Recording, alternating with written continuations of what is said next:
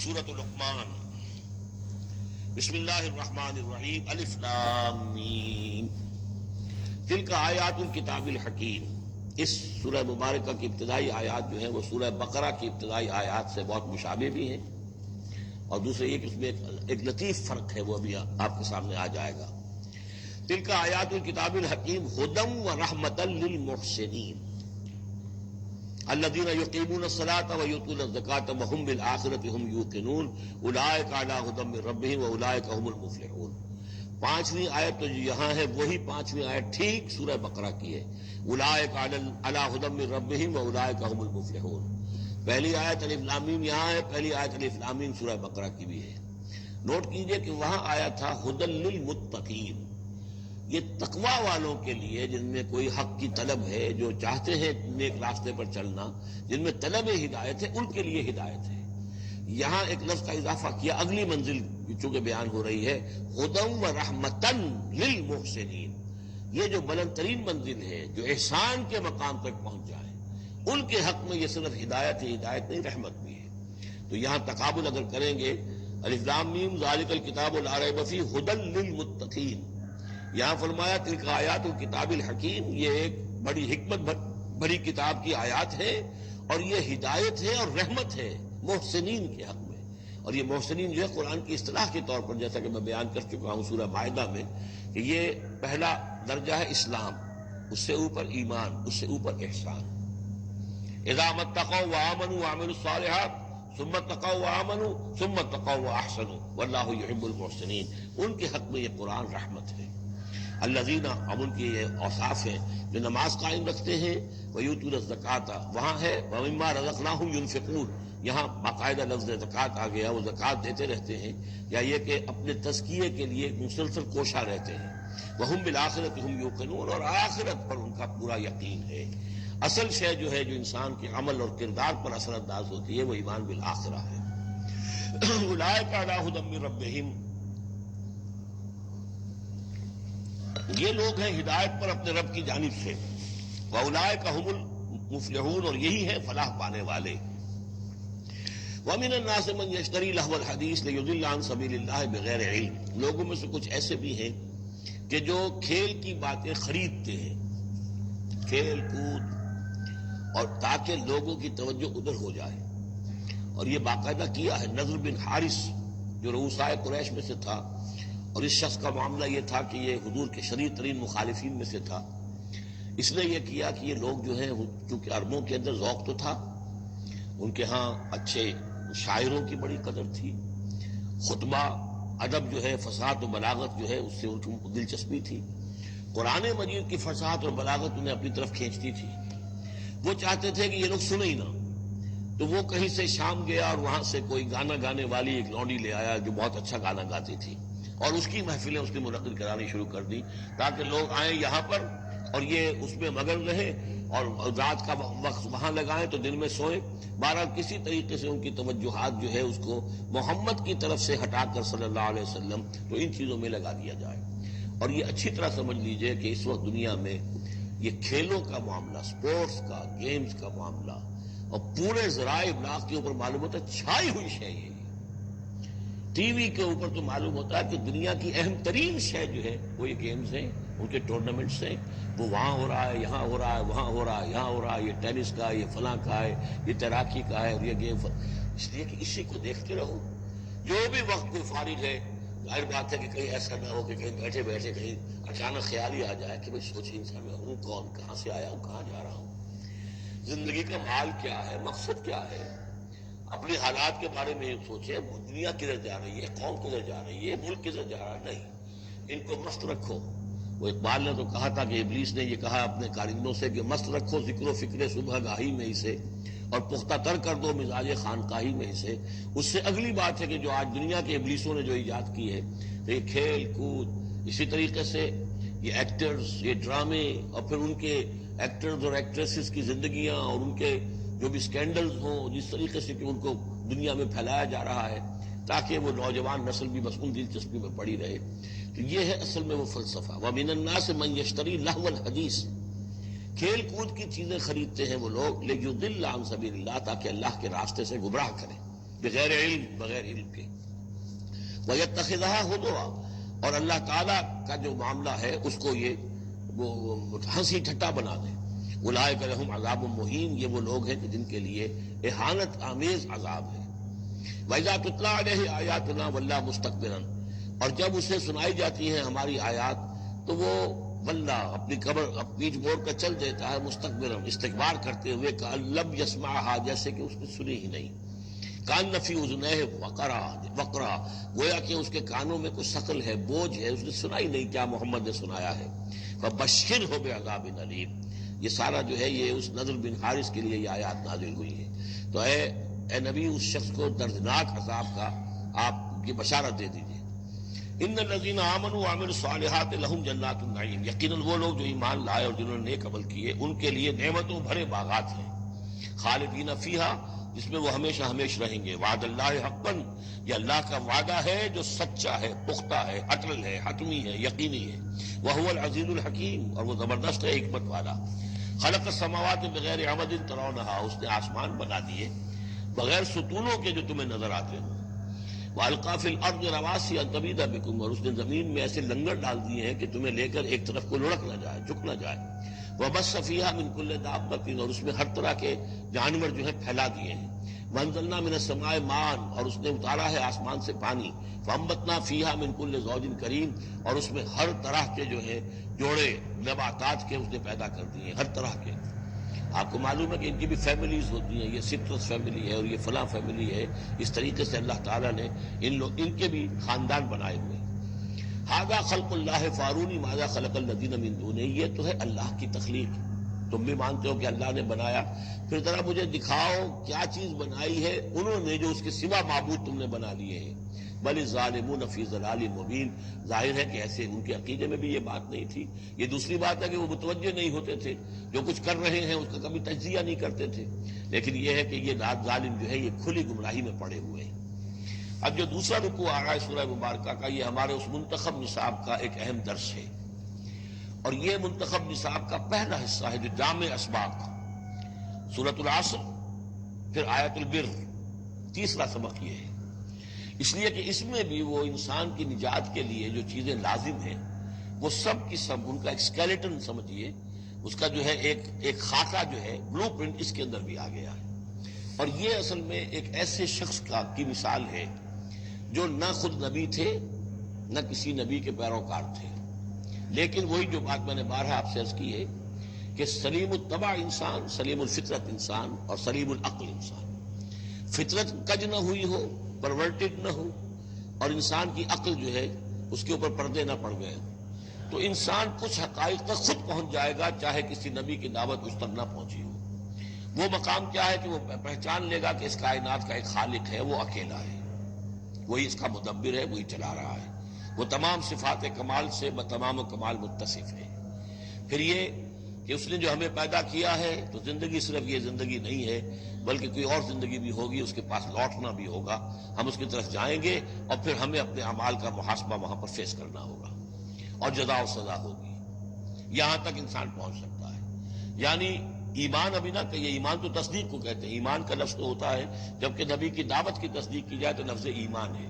لیکن یوں سمجھیے کہ معرفت یا حکمت، معرفت اور حکمت کے یہ دو سٹیشنز ایسے ہیں کہ جس تک انسان پہنچ جاتا ہے بغیر وحی کی رہنمائی کے، اگر اس کی فطرت سلیم ہے، اس کی عقل سلیم ہے. اس کے بعد وہ سوال کرتا ہے، یہی میں نے سورہ فاتحہ میں آپ کو بتایا تھا کہ سورہ فاتحہ دعا ہے، لیکن کس شخص کی دعا ہے؟ عام آدمی کی دعا نہیں ہے. وہ ہمیں تلقین تو کی گئی ہے، زبان میں ہم وہی پڑھتے ہیں، لیکن اس میں پیش نظر کیا ہے کہ ایک شخص جو اپنی سلامتی طبع، سلامتی فطرت، سلامتی عقل سے یہاں تک تو پہنچ گیا کہ الحمدللہ رب العالمین الرحمن الرحیم مالک یوم الدین ایاک نعبد، یہاں تک تو وہ پہنچ گیا ہے. اے رب پھر تیری ہی بندگی کرنی چاہیے، تیری ہی مرضی پر چلنا چاہیے، لیکن تیری مرضی کس شے میں ہے یہ ہمیں معلوم نہیں. تو کس چیز سے راضی ہوتا ہے، کس سے ناراض ہوتا ہے یہ ہمیں معلوم نہیں. تیری بندگی کیسے کریں یہ ہمیں معلوم نہیں. تو اس سے آگے پھر ہے وہ جو اہدنا الصراط المستقیم، ایاک نعبد و ایاک نستعین اہدنا الصراط المستقیم. تو ایسی ایک شخصیت تھی حضرت لقمان کی، جہاں تک روایات سے ان سے معلوم ہوتا ہے کہ یہ حبشی النسل تھے. نوبیا ایک جگہ ہے کہ جو سوڈان اور یوں سمجھیے کہ مصر کے تقریباً درمیان یا سرحد پر ہے. وہاں یہ رہتے تھے اور کارپینٹر تھے. لیکن یہ کہ اللہ تعالیٰ ذہانت اس کو بھی چاہے دے دے، لیکن ان کے اندر اللہ تعالیٰ نے وہ ذہانت بھی دی تھی، اور وہ سلامتی فکر، سلامتی عقل، سلامتی فطرت، سلامتی قلب، اس کے نتیجے میں وہ اس چیز تک پہنچ گئے تھے، توحید تک. اور اس کے ساتھ ہی یہ ہے کہ اعمال انسان کے جو ہیں وہ ضائع جانے والے نہیں ہیں، ان کا کوئی نہ کوئی بدلہ مل کر رہے گا.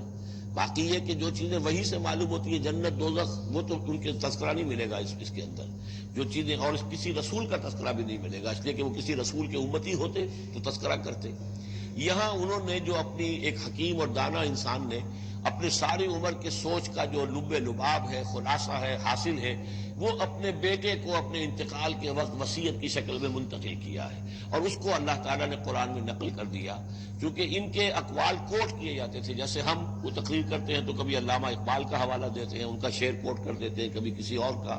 تو یہ بھی اصل میں عرب میں خطباء اور شعراء جانتے تھے کہ یہ لقمان جو ہے یہ بہت ہی حکیم اور دانا انسان تھے، اور ان کے اقوال جو ہے کوٹ کیے جاتے تھے اشعار میں بھی اور خطبات میں بھی. تو اللہ نے بتایا کہ دیکھو یہ لقمان بھی جو اپنی سلامتی طبع اور سلامتی فکر کی وجہ سے جہاں تک پہنچا، وہ وہی اصول ہے کہ جن کی طرف محمد تمہیں دعوت دے رہے ہیں صلی اللہ علیہ وسلم. وَلَقَدْ آتَيْنَا لُقْمَانَ الْحِكْمَةَ، اور ہم نے لقمان کو دانائی عطا کی. دانائی کا نتیجہ کیا تھا؟ انشکر للہ، کہ شکر کرو اللہ کا. دانائی کا تقاضا، فطرت کی سلامتی کا تقاضا کیا ہے؟ جو بھی آپ کے ساتھ بھلائی کرے اس کے لیے ایک احسان مندی کے جذبات آپ میں پیدا ہونے چاہیے. اگر نہیں ہو رہا ہے تو فطرت جو ہے پرورٹڈ ہے، بس ہو گئی. جو بھی بھلائی کرے. اور عقل کا تقاضا کیا ہے کہ اصل جو ہے منعم، اس کو پہچان لیا جائے، اور وہ اللہ ہے. تو نتیجہ کیا نکلے گا؟ وہ سلامتی طبع جمع سلامتی عقل. تو اللہ کو پہچان لیا جائے اور کہا جائے الحمدللہ، جہاں سے قرآن مجید شروع ہوتا ہے. انشکر للہ، کہ شکر کرو اللہ کا. ومن یشکر فانما یشکر لنفسہ، جو کوئی بھی شکر کرتا ہے تو وہ شکر کرتا ہے اپنے ہی بھلے کے لیے، اپنے ہی فائدے کے لیے. ومن کفر فان اللہ غنی حمید، اور جو کفران نعمت کرتا ہے، ناشکری کرتا ہے، تو اللہ تو غنی اور حمید ہے.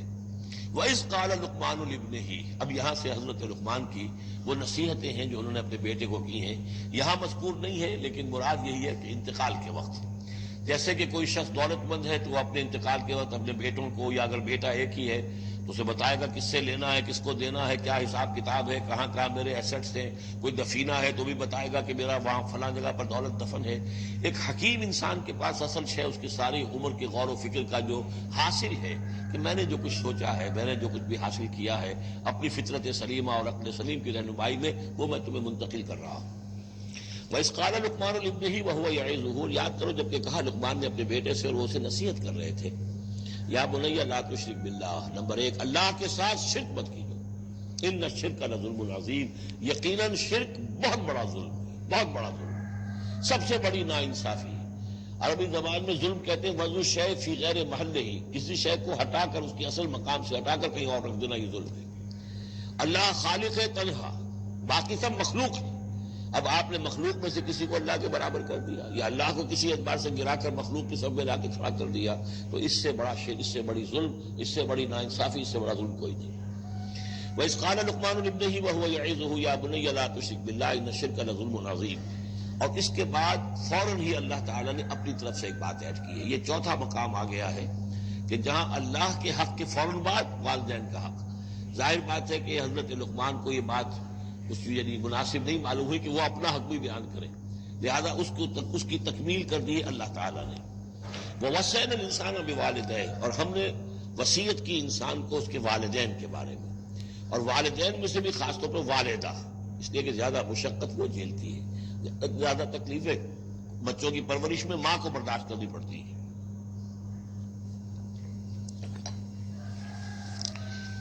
وَوَصَّيْنَا الْإِنسَانَ بِوَالِدَيْهِ حملتہ امہ وہنا علی وہن، اسے اٹھائے رکھا، وہ جو حمل ہے اس کے اپنے جسم کے اندر اٹھائے رکھا اس نے اس کو، وہنا علی وہن، کمزوری پر کمزوری جھیل کر.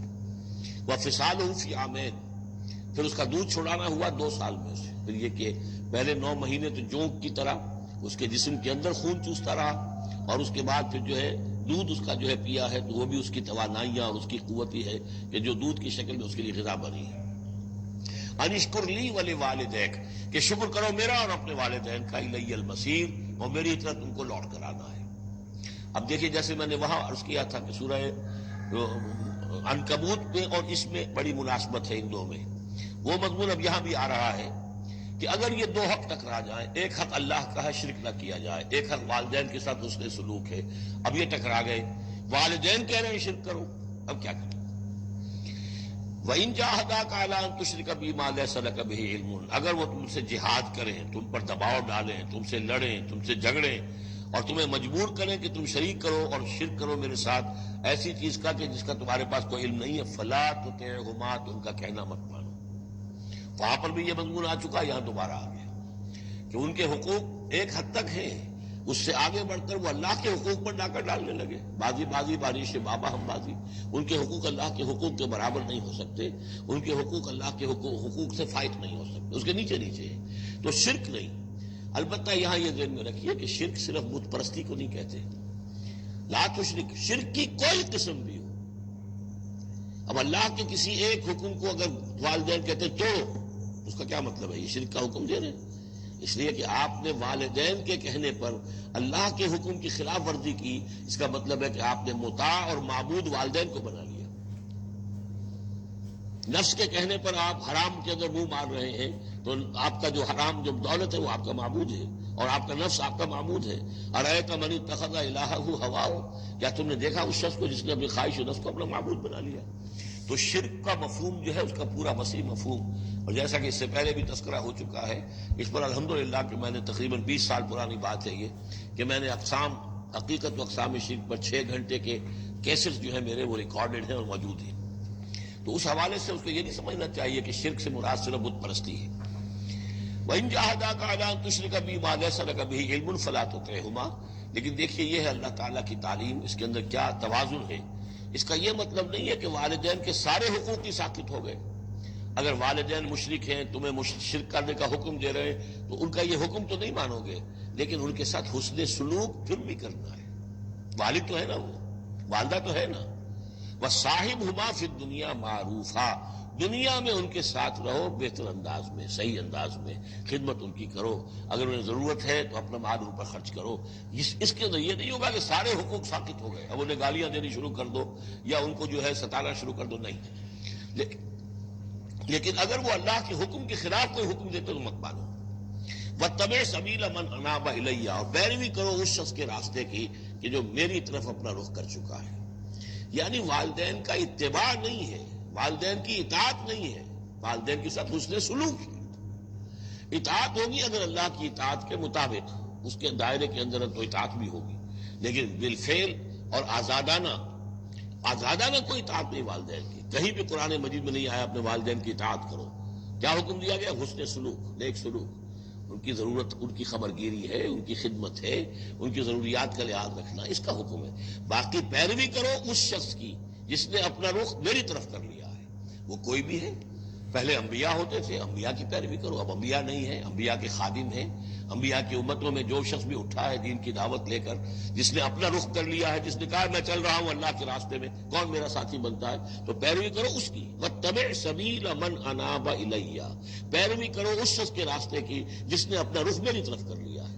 ثُمَّ إِلَيَّ مَرْجِعُكُمْ، پھر میری ہی طرف تم سب کا لوٹنا ہے۔ والدین بھی یہی آ جائیں گے میرے پاس، تم بھی آ جاؤ گے۔ فَأُنَبِّئُكُم بِمَا كُنتُمْ تَعْمَلُونَ، پھر میں تمہیں جتلا دوں گا جو کچھ کہ تم کرتے رہے تھے۔ اب یہاں بیچ میں جو آ گیا اللہ کی طرف سے آ گیا، یعنی حضرت لقمان کی نصیحت صرف ابھی ایک آئی تھی، یا بنی لا تشرک باللہ ان الشرک لظلم عظیم، اے میرے بچے شرک مت کرنا اللہ کے ساتھ، اس لیے کہ شرک جو ہے بہت بڑا ظلم ہے، بہت بڑی ناانصافی ہے۔ دوسری وصیت ان کی کیا ہے؟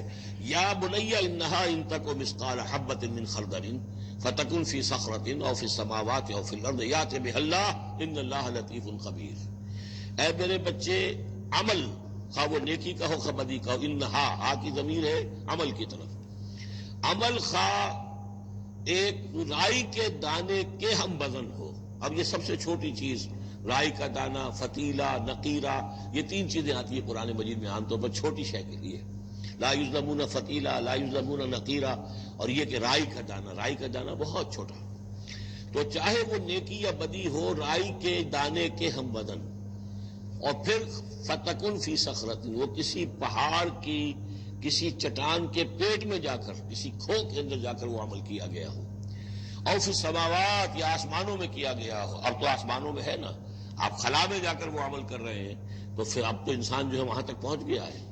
اور پھر الارض، یا زمین کے پیٹ میں گھس کر کیا گیا ہو، یاتی بہ اللہ، اللہ اسے لے آئے گا. یعنی انسانی اعمال، انسان اشرف المخلوقات ہے، اور انسانی اعمال ایسی گھٹیا چیز نہیں ہے کہ ایسے ضائع کر دے اللہ، چاہے وہ نیکی ہے چاہے بدی. فمن یعمل مثقال ذرۃ خیرا یرہ ومن یعمل مثقال ذرۃ شرا یرہ. لیکن عمل ضائع نہیں ہوگا، چاہے وہ رائی کے دانے کے برابر ہو، پھر چاہے وہ کسی چٹان میں گھس کر کیا گیا ہو، کسی پہاڑ کی کھو میں کیا گیا ہو، چاہے وہ خلا اور فضا کی پہنائیوں میں کیا گیا ہو، چاہے وہ زمین کے اندر سرنگ کھود کر کیا گیا ہو. یات بہ اللہ ان اللہ لطیف خبیر، یقیناً اللہ تعالیٰ باریک بین ہے، باخبر ہے. اب دو چیزیں آ گئیں، اللہ کے ساتھ شرک نہیں، اور اعمال کے بارے میں دیکھ لو، نیکی اور بدی کے نتائج نکل کر رہیں گے. اس سے آگے باس بعد الموت کا یہاں تذکرہ نہیں ہے. اس سے بعد جنت اور دوزخ کا تو اس لیے کہ یہ چیزیں معلوم ہوتی ہیں پھر نبی کے بتانے سے. اصولی طور پر جو چیز حکمت سے انسان جہاں تک پہنچ سکتا ہے وہ دو ہے: ایک خالق اور اس کے ساتھ شرک نہ ہو، اور نمبر دو اس اعمال انسانی ان کا ضرور بدلہ ملے گا. اب اس کے بعد تیسری بات، یا بنی اقم الصلاۃ، نماز قائم رکھو. یعنی جس اللہ کو تم نے پہچان لیا ہے، اب محض ایک مرتبہ پہچان لینا کافی نہیں ہوگا، اسے یاد رکھنا ضروری ہے، ورنہ شیطان تمہیں ورغلائے گا، تمہیں ادھر ادھر سے جو ہے تمہارا نفس تمہیں غلط راستے پر ڈال دے گا، جب تک کہ یہ ایمان باللہ مستحضر نہ رہے ذہن کے اندر. اور ایمان باللہ کو مستحضر رکھنے کے لیے ذکر ہے جو ہم پڑھ چکے ہیں: اتل ما اوحی الیک من الکتاب واقم الصلاۃ ان الصلاۃ تنہی عن الفحشاء والمنکر. لہذا اب نماز کون سی تھی وہ ہم نہیں جانتے، لیکن کوئی ذریعہ ایسا ہونا چاہیے کہ تم اللہ کو یاد کیا کرو. یا بنی اقم الصلاۃ. اور نمبر 4، وامر بالمعروف وانہی عن المنکر، اور نیکی کا حکم دو اور بدی سے روکو. یہ بھی تمہاری ذمہ داریوں میں سے ہے. یہ بھی انسان کی، یوں سمجھیے کہ اس کی انسانیت، اس کی شرافت، اس کی مروت کا تقاضا ہے کہ وہ اپنے جو ابنائے نو ہیں، جو بھی انسان ہیں، ان کی بھلائی کے لیے کوشاں ہو. اور سب سے بڑی بھلائی ان کی اور سب سے بڑی خدمت یہی ہے کہ انہیں برائیوں سے روکا جائے اور بھلائیوں کی دعوت دی جائے. وَاصْبِرْ عَلَىٰ مَا أَصَابَكَ. اور یہ بھی جان لو کہ اگر یہ امر بالمعروف اور نہی عن المنکر کرو گے تو تکلیفیں آئیں گی، مصیبت آئیں گی. پسند تو کسی کو نہیں ہے کہ آپ اس پر تنقید کریں. اگر آپ کسی بچے کو بھی سڑک پر کھیل رہا ہو، گلی میں کھیل رہا ہو، اگر آپ اس سے کہہ دیں کہ بیٹے یہ کوئی کرکٹ کھیلنے کی جگہ نہیں ہے، کسی کی گاڑی کا شیشہ توڑو گے تم، تو آپ دیکھ لیجئے پھر کیا آپ کا وہ اس کو کیا جواب دے گا آپ کو. اسی لیے آپ بولتے ہی نہیں ہیں کہ اپنی عزت لے کر وہاں سے نکل جائیں. تو کسی کو بھی نصیحت پسند نہیں ہے، حق کڑوا ہے. لہذا آپ اگر حق کہنا ہے اور نصیحت کرنی ہے تو پھر تیار رہو کہ وہ ممکن ہے تمہیں پلٹ کر گالی دے دے، وہ کہے کہ تم پہلے ذرا اپنے دامن کو دیکھو تمہارے کتنے دبے ہیں. اب جو بھی ہو برداشت کرو. اور اگر کوئی بڑی بات ہے، اگر فرعون کے سامنے جا کر حق کہو گے تو وہ تو کہے گا کہ میں تمہیں جیل میں ڈالوں گا. تو اس طریقے سے یہ وَاصْبِرْ عَلَىٰ مَا أَصَابَكَ، پھر جو شے بھی تم پر آئے اس پر صبر کرو. إِنَّ ذَلِكَ مِنْ عَزْمِ الْأُمُورِ، یقیناً یہ چیزیں ہیں جو بڑی ہمت کے کاموں میں سے. گویا کہ وہ چاروں چیزیں اس میں آ گئی. وَالْعَصْرِ إِنَّ الْإِنسَانَ لَفِي خُسْرٍ إِلَّا الَّذِينَ آمَنُوا وَعَمِلُوا الصَّالِحَاتِ وَتَوَاصَوْا بِالْحَقِّ وَتَوَاصَوْا بِالصَّبْرِ. یہاں اصطلاحات علیحدہ ہو گئی، تواصی کی بجائے امر بالمعروف نہی عن المنکر آ گیا. صبر جو کا تو ہے، باقی ایمان اور وہ تمام چیزیں اعمال صالحہ میں سے نماز آ گئی، والدین کے ساتھ اس کے سلوک آ گیا.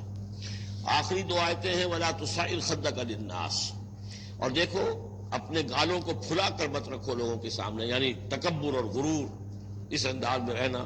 وَلَا تَمْشِ فِي الْأَرْضِ مَرَحًا. اور تم زمین میں اکڑ کر نہ چلو. ان اللہ لا يحب كل مختال فخور. یقیناً اللہ تعالیٰ کو جو اکڑنے والے ہیں، اور یہ مختال بنا ہے خیل سے. خیل کہتے ہیں گھوڑے کو.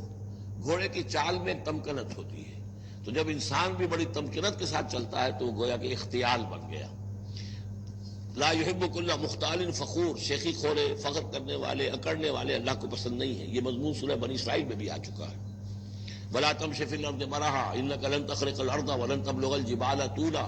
تم کتنا ہی پاؤں مار کر چلو ہماری زمین کو پھاڑ نہیں سکتے، اور کتنی گردن اکڑا لو، اونچے ہو جاؤ، سینہ تان لو اور اوپر ترا بھی چڑھا لو، لیکن یہ کہ تم پہاڑوں کی اونچائی تک نہیں پہنچ سکتے. آخری بات فرمائی وَاقْصِدْ فِي مَشْيِكَ. اپنی چال میں میانہ روی اختیار کرو.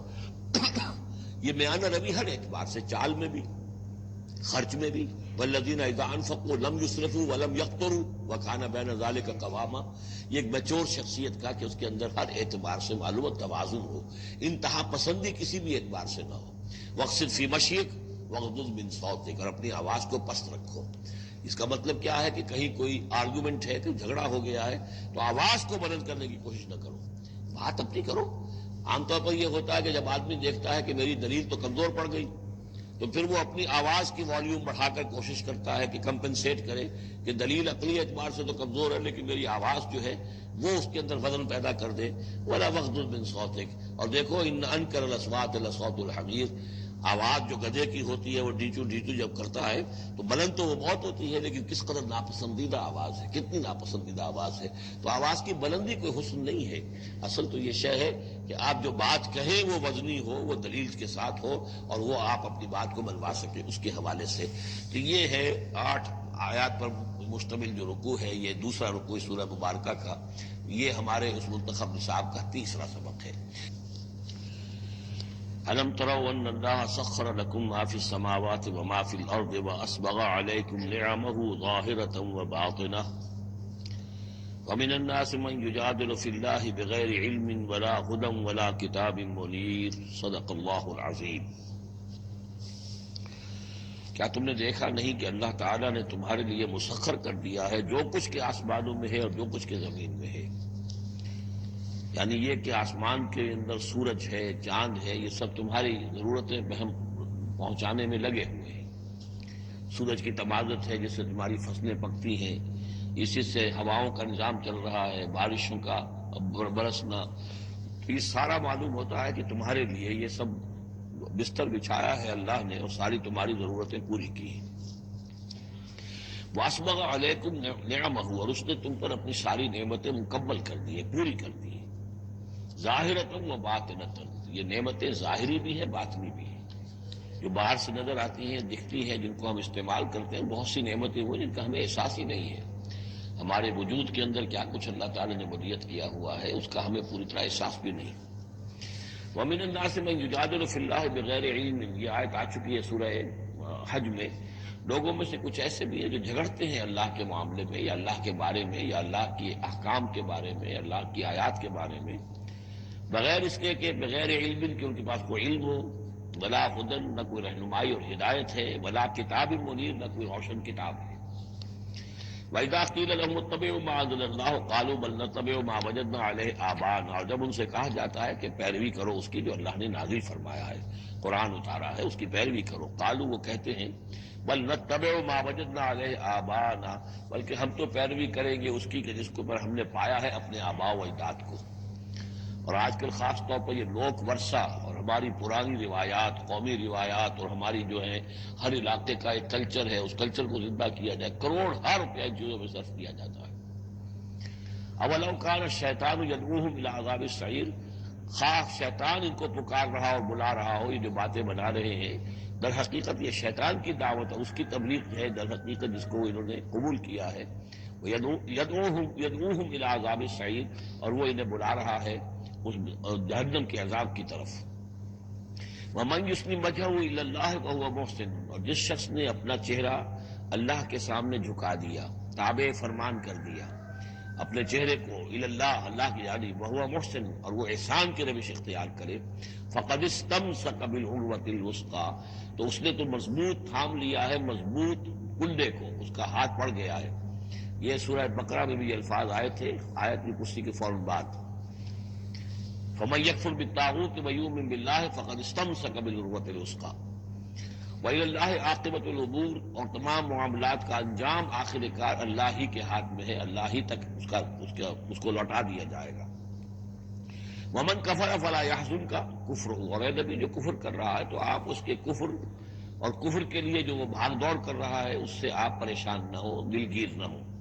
الینا مرجعہم، میری طرف ان سب کو لوٹنا ہے، فننبئہم بما عملوا، ہم انہیں اچھی طرح بتا دیں گے، جتلا دیں گے جو کچھ کہ انہوں نے کیا تھا۔ ان اللہ علیم بذات الصدور، یقیناً اللہ تعالیٰ تو جو کچھ سینوں میں چھپا ہوا ہے اس سے بھی واقف ہے۔ نمتعہم قلیلا، ہم انہیں ذرا تھوڑی دیر کے لیے ساز و سامان دے رہے ہیں، دنیا کے اندر یہ مزے لے لیں، مزے لوٹ لیں، ثم نضطرهم الى عذاب غلیظ، پھر ہم انہیں کشاں کشاں لے آئیں گے، کھینچ کر پکڑ کر لے آئیں گے اس عذاب کی طرف جو بہت گاڑا ہے۔ وَلَئِن سَأَلْتَهُم مَّن خَلَقَ السَّمَاوَاتِ وَالْأَرْضَ لَيَقُولُنَّ اللَّهُ، اور جب اگر آپ ان سے پوچھیں کس نے پیدا کیا آسمان اور زمین، تو وہ کہیں گے اللہ نے۔ قُلِ الْحَمْدُلِلَّہ، کہیے الحمدللہ، ساری حمد بھی پھر اسی کی ہے۔ بل اکثرهم لا يعلمون، لیکن یہ کہ ان کی اکثریت علم نہیں رکھتی۔ للہ ما فی السماوات والارض، آسمان اور زمین میں جو کچھ ہے وہ اللہ کے لیے ہے، اللہ ہی کا ہے، اللہ کی ملکیت ہے، یہ لام تملیک ہے، اللہ کی ملکیت ہے ہر وہ شے جو بھی کچھ ہے آسمانوں میں اور زمین میں۔ ان اللہ هو الغنی الحمید، یقیناً وہ غنی ہے، اسے کوئی احتیاج نہیں، اور حمید ہے، بڑی خوبیوں والا ہے، اپنی ذات میں ستودہ صفات ہے۔ وَلَوْ أَنَّ مَا فِي الْأَرْضِ مِنْ شَجَرَةٍ أَقْلَامٌ، اور اگر جتنے بھی زمین میں درخت ہیں وہ قلم بن جائیں، والبحر، اور سمندر جو ہے وہ سیاہی بن جائے گی، اصل میں یہ مضمون سورہ کہف میں بھی آ چکا ہے۔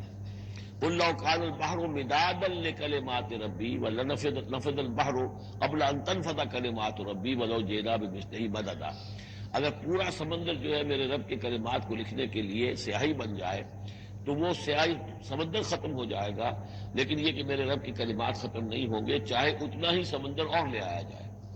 وہی مضمون یہاں بھی آ رہا ہے، اور یہ بات نوٹ کی ہے، میں نے کئی مرتبہ آپ کو بتائی ہے کہ اہم مضامین قرآن مجید میں کم سے کم دو جگہ ضرور ملتے ہیں۔ وَلَوْ، اب وہاں پر صرف سیاہی کا تذکرہ تھا، یہاں سیاہی کے ساتھ قلم۔ وَلَوْ أَنَّ مَا فِي الْأَرْضِ مِنْ شَجَرَةٍ أَقْلَامٌ، اگر جتنے بھی درخت زمین میں ہیں وہ سب کے سب قلم بن جائیں۔ والبحر، اور سیاہی جو ہے یہاں پہ اب محظوظ سمجھیے مدادن، اور بحر جو ہے سمندر جو ہے وہ سیاہی کی شکل اختیار کر لے۔ یمدہ من بعدہ سبعۃ ابحر، اور اس سیاہی کو پھر مزید پھیلائے اور بڑھائے 7 سمندر اور اس کے اندر جو ہے ڈال دیے جائیں، ما نفدت کلمات اللہ، اللہ تعالیٰ کی کلمات ختم نہیں ہوں گے۔ اور یہ میں عرض کر چکا ہوں، اس سے مراد کیا ہے کہ ہر شے جو اس کائنات میں ہے اللہ تعالیٰ کے کلمہ کن کا ظہور ہے، تو گویا کہ یہ تمام مخلوقات جو ہے کلمات اللہ ہے۔ اس اعتبار سے ظاہر بات ہے کہ احصاء کرنا ممکن ہی نہیں، اور آج کچھ نہ کچھ ہمیں اندازہ ہے کہ یہ کائنات کتنی وسیع و عریض ہے۔ ابھی تک بڑی سے بڑی ٹیلیسکوپس ایجاد کرنے کے باوجود trillions and trillions and trillions of light years تک تو ہم نے دیکھ لیا ہے، لیکن کائنات کا سرا ابھی ہمیں نظر نہیں آیا کہ یہ شروع کہاں ہوتی ہے ختم کہاں ہوتی ہے۔ تو اس سے اندازہ کریں اللہ تعالیٰ کی خلاقی کا، اس کی مخلوقات کتنی ہیں۔ تو وہ جتنے بھی کلمات کن ہیں، اگر ان کو لکھنے کے لیے تمام جو ہے زمین کے درخت وہ قلم بن جائیں، اور تمام سمندر جو ہے وہ سیاہی بن جائے، اور 7 سمندر اور بھی اس میں ایڈ کر دیے جائیں، تب بھی یہ کہ اللہ کے کلمات ختم نہیں ہوں گے۔ ان اللہ عزیز الحکیم، یقیناً اللہ تعالیٰ زبردست ہے، حکمت والا۔ اب ادھر تو اس میں تو اللہ تعالیٰ کی تخلیق کی وسعت اور عظمت کا تذکرہ ہو گیا۔ اب اس کے انتظام کا معاملہ، اس کی تدبیر جو ہے، اس میں کس قدر یسر ہے، کتنی آسانی ہے، کتنی سہولت ہے اس کے لیے۔ یعنی اس کائنات کو، جیسے کہ سورہ بقرہ میں آیت الکرسی میں بھی آیا تھا، وَلَا يَئُودُهُ حِفْظُهُمَا، یہ آسمانوں اور زمین کی حفاظت اس پر کوئی بھاری نہیں ہے، مشکل نہیں ہے، اس کو جو ہے اس کے تھامنے میں، اس کے چلانے میں کوئی اس کے لیے یہ کام بوجھل نہیں ہے، وزنی نہیں ہے۔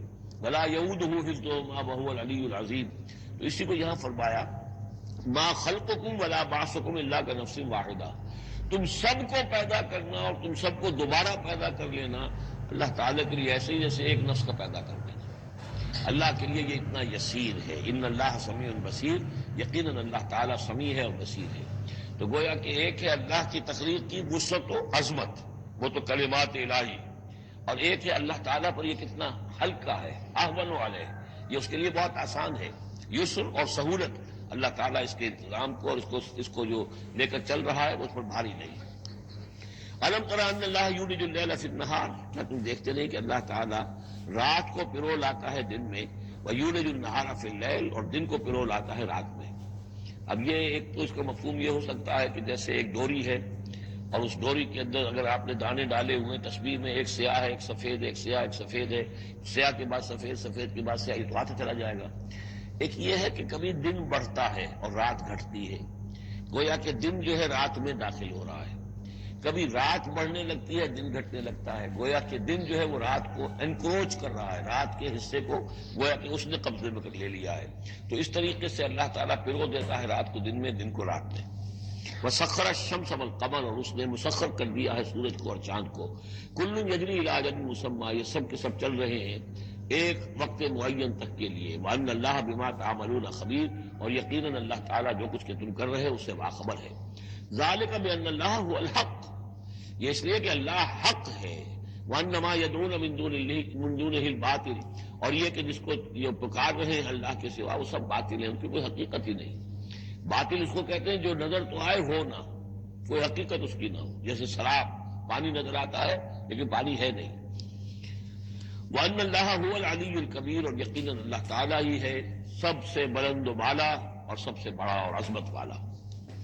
أَلَمْ تَرَ أَنَّ الْفُلْكَ تَجْرِي فِي الْبَحْرِ بِنِعْمَتِ اللَّهِ لِيُرِيَكُم مِّنْ آيَاتِهِ، کیا تم دیکھتے نہیں کہ کشتیاں چلتی ہیں سمندر میں یا دریا میں اللہ کی نعمتوں کو لے کر؟ ظاہر بات ہے ٹرانسپورٹ جو ہوتی تھی پہلے بہت بڑی، وہ سمندروں میں کشتیوں سے، دریاؤں میں بھی۔ لِيُرِيَكُم مِّنْ آيَاتِهِ، تاکہ وہ تمہیں دکھائے اپنی آیات میں سے۔ ان فی ذلک لآیات لکل صبار شکور، یقیناً اس میں آیات ہیں، لیکن کس کے لیے؟ ان سب لوگوں کے لیے جو صبر کرنے والے ہیں، شکر کرنے والے ہیں۔ صبار یہ بھی مبالغے کا صیغہ ہے، فعال کے وزن پر، بہت صبر کرنے والا۔ شکور فعول کے وزن پر ہے، بہت زیادہ شکر کرنے والا۔ وَإِذَا غَشِيَهُم مَوْجٌ كَالظُّلَلِ، اور جب یہ کبھی سمندر میں ہوتے ہیں اور ان کے اوپر ایک موج چڑھتی ہے اور ڈھانپ لیتی ہے انہیں جیسے کہ بادل ہوں، ایسی موج آ رہی ہے کہ گویا کہ وہ تمہارے اوپر سے گزر جائے گی۔ دعوا اللہ مخلصین لہ الدین، تو وہ پکارنے لگتے ہیں اللہ کو اسی کے لیے اپنی اطاعت کو خالص کرتے ہوئے۔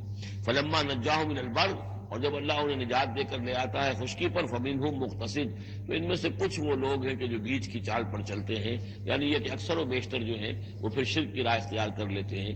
وما یجحد بآیاتنا الا کل ختار کفور، اور ہماری آیات کا انکار نہیں کرتے مگر وہی جو قول کے جھوٹے ہیں اور ناشکرے ہیں۔ یا ایھا الناس اتقوا ربکم واخشوا یوما، اے لوگوں اپنے رب کا تقوی اختیار کرو اور ڈرو اس دن سے، لا یجزی والد عن ولدہ، جس دن کوئی والد اپنے بیٹے سے کسی شے کو دور نہیں کر سکے گا، بچا نہیں سکے گا کسی بھی چیز سے، ولا مولود هو جاز عن والدہ شیئا، اور نہ ہی بیٹا جو ہے وہ اپنے باپ سے کوئی شے دور کر سکے گا، کوئی کسی کے کام نہیں آئے گا، نہ باپ بیٹے کے نہ بیٹا باپ کے، تو باقی سارے رشتے جو ہیں وہ تو اس کے بعد ثانوی ہیں۔ ان وعد اللہ حق، یہاں وہ آیت بھی یاد آ گئی ہوگی آپ کو، یا بنی اسرائیل اذکروا نعمتی التی انعمت علیکم وانی فضلتکم علی العالمین واتقوا یوما لا تجزی نفس عن نفس شیئا ولا یقبل منها شفاعة ولا یؤخذ منها عدل ولا هم ينصرون۔ یا ایھا الناس اتقوا ربکم واخشوا یوما لا یجزی والد عن ولدہ ولا مولود هو جاز عن والدہ شیئا ان وعد اللہ حق، اللہ کا وعدہ سچا ہے، شدنی ہے، اٹل ہے، ہو کر رہے گا، قیامت آ کر رہے گی، جزا و سزا ہو کر رہے گی۔ فلا تغرنکم الحیات الدنیا، تو دیکھو تمہیں نہ دھوکے میں ڈال دے یہ دنیا کی زندگی، تم اسی کے اوپر ریجھ جاؤ، اسی میں مگن ہو جاؤ، اسی میں گم ہو جاؤ، تو گویا کہ یہ تمہارے لیے پھر دھوکے کی ٹٹی بن گئی کہ اصل زندگی سے تمہیں جو ہے ذہناً جو ہے اس نے غافل کر دیا۔ ولا یغرنکم باللہ الغرور، اور دیکھنا وہ دھوکے باز تمہیں اللہ تعالیٰ کی شان غفاری کے حوالے سے دھوکہ نہ دے۔ یہ شیطان آ کر یہ بھی کہتا ہے کہ اللہ تو بڑا غفار ہے، تم نے کیا کیا، کچھ چھوٹے سے گناہ تھوڑے سے کیے، اللہ کی مغفرت تو بہت وسیع ہے، خامخواہ کاہے کو گھبراتے ہو، کاہے کو توبہ کرتے ہو۔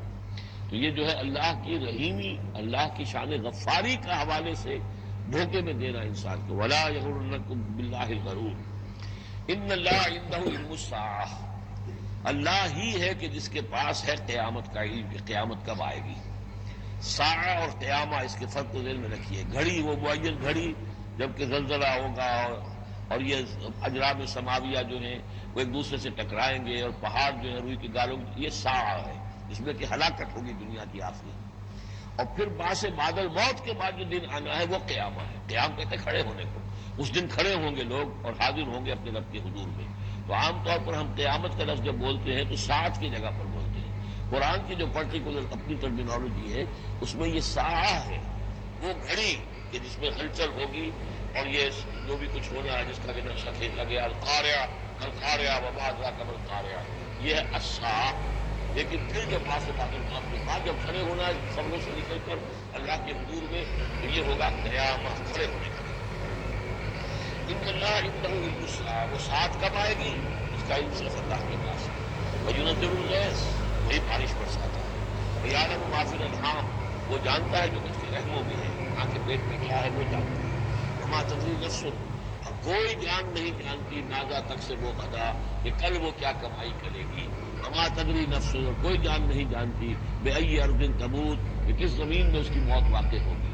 ایک شخص ہے اپنے ملک سے صرف چند دن کے لیے کہیں باہر گیا، وہیں انتقال ہو گیا. اسے کبھی گمان بھی نہیں ہو سکتا تھا. سال ہر سال سے کہیں مقیم ہے، وہاں موت نہیں آئی، اور کہیں گیا ہے اور وہاں موت آ گئی.